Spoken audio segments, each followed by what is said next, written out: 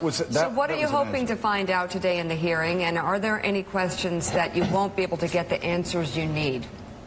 Well, Mika, there's really two categories of things that we need to know. Number one, obviously, we need to know the substance of what this whistleblower complaint is. As you know, there's reporting in the Washington Post that this may involve the president making a promise to a foreign leader, maybe on a phone call. This is not something I know about from my job here. It's what I read in the newspaper.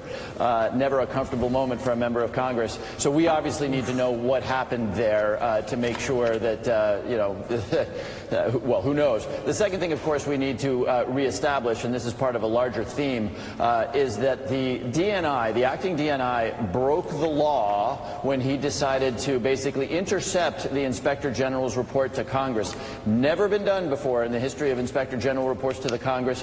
And of course, it is an illegal act. There is nothing in the statute that gives the Director of National Intelligence the authority to do what he did. And the American people should be worried about that because, when you're talking about a classified environment, when you're talking about NSA and CIA, you either go the established routes to talk about something that you think is a violation of the law, that is to say, you come to Congress the way this whistleblower does, or maybe you do what Edward Snowden did and just take all of our secrets and put them out there. You know, the American people should think hard about which route they prefer, and of course the DNI has compromised the legal route. So, Willie, obviously, just a side note here, we've been talking about Benny Gantz and Benjamin Netanyahu, a very close race. The Washington Post just broke the headline that Israeli Prime Minister Benjamin Netanyahu and his main rival hinted a possible power-sharing agreement to end political crisis, and that's all they say. Say it's a developing story, they'll continue. Which would be a concession for Netanyahu to even access that he could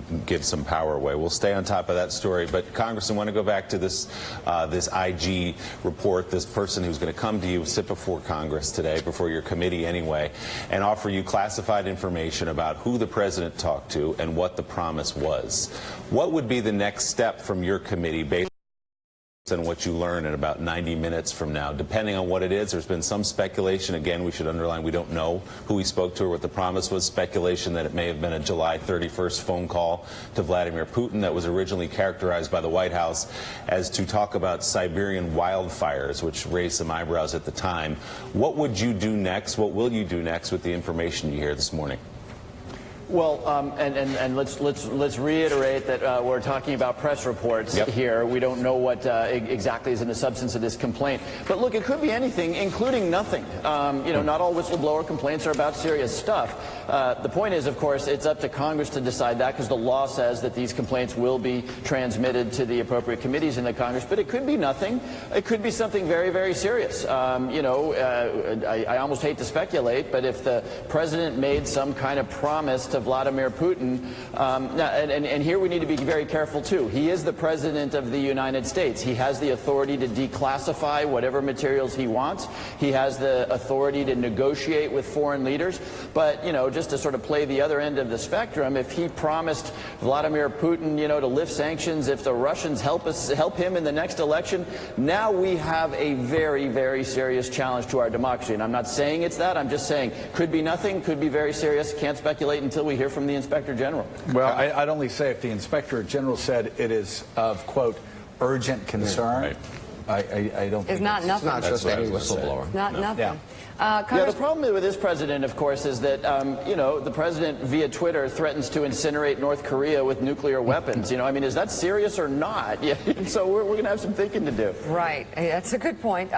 Congressman David Ignatius has a question for you. David? Congressman, I just want to ask you about your own sense of the role going forward of the acting Director of National Intelligence, Joseph McGuire. This is not somebody people know a lot about. What are some of the questions that you've got for McGuire and his role?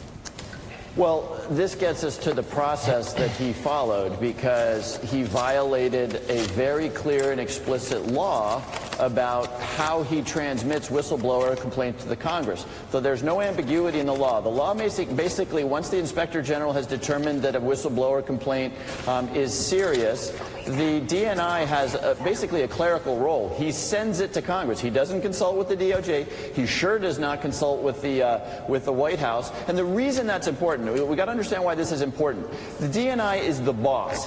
He's the main man in the intelligence community. So if you're a guy beavering away in the intelligence community and you see something that concerns you, and remember, the intelligence community takes lethal action, it surveils people, it does very dangerous stuff. If you're some guy beavering away at NSA and you see something that you think is illegal, if you think that I take the legal route and my boss is going to decide whether Congress gets to see what I'm worried about, that whole channel does not work. And we have a profound inability to provide oversight to the intelligence community. So Congressman, the question is, what are the consequences for Acting Director McGuire for suppressing this information? Just straight up, what's your judgment about that? Well, he needs to be held accountable the way anybody else who breaks the law is held accountable. And this points to a much larger issue, what we can just spend 10 seconds on. Corey Lewandowski comes to the Congress and says, I don't feel like answering your questions. No assertion of any legitimate privilege. The DNI is now making up privileges that don't exist in the law. You know, Congress is going to need to rebuild the sense that you don't get to hold it in contempt, that when Congress says you come and give us answers, you do it. The Trump administration has basically said we don't recognize this, and that's not the way this country works. And look, my Republican friends who are hiding in the cracks in the floorboards here in the Capitol, they ought to remember that there will be a Democratic president someday, and they should ask themselves how they feel about that Democratic president, you know, flipping them the bird every time they want to do oversight of the activities of the executive when it is run by a Democrat. Congressman, it's Jonathan Lemire. Switching gears slightly to the situation with Iran. Yesterday, Secretary of State Pompeo was in the Middle East and declared that the attack on the oil field was a, quote, act of war. The president sort of backed off that a little bit and said he wanted to slow things down, wanted to consider weighing his options before deciding what to do next. My question to you is, how concerning is it for you that the administration is talking out of both sides of his mouth, that there's such conflicting messages from Washington to both our allies and our potential adversaries? Yeah, it's an interesting question. I actually asked this in a meeting with the intelligence community the other day. You know, Saudi Arabia isn't even pointing the finger at Iran. Look, I believe that Iran was involved in this. You know, the Houthis don't have the technical capability to pull off that kind of risk. We don't know 100% for sure yet, so we have to be careful about that. Look, you know, Pompeo's not wrong. When missiles attack one of your oil installations, that is pretty clearly an act of war. What's a more interesting question is, what do the Saudis do about it? Now, you guys concerned me a little bit previously in that segment. It was Saudi Arabia that was attacked. We've sold Saudi Arabia hundreds of billions of dollars worth of advanced weaponry. You know, I think everybody, if it turns out to be Iran, would forgive them for doing a proportionate response for an act of war on their territory.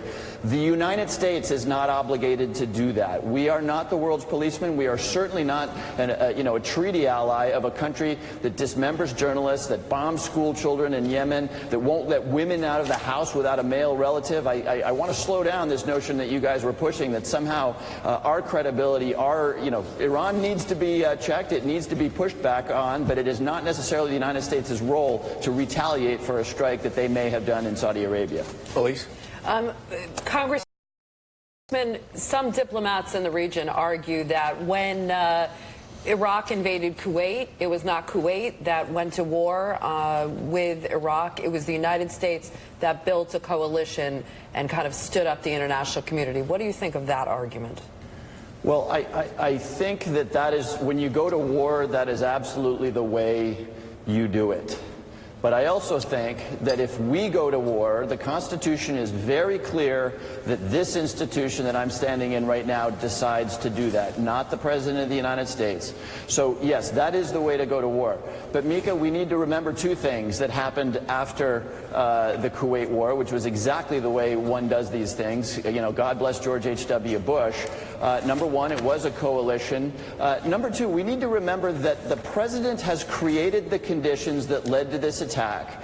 If we were still in the Iran nuclear agreement, which the president, a man who couldn't tell you the difference between uranium and plutonium, decided was a bad idea, that he scotched, that he destroyed, there never would have been an attack on Saudi Arabia. Would the Iranians be behaving themselves? No, they wouldn't. But what they're doing in Saudi Arabia, what they're doing with these tankers, all of the misbehavior they're doing because we walked away from an agreement that we didn't need to walk away from. So we also need to remember that we are where we are because of the actions of Donald Trump.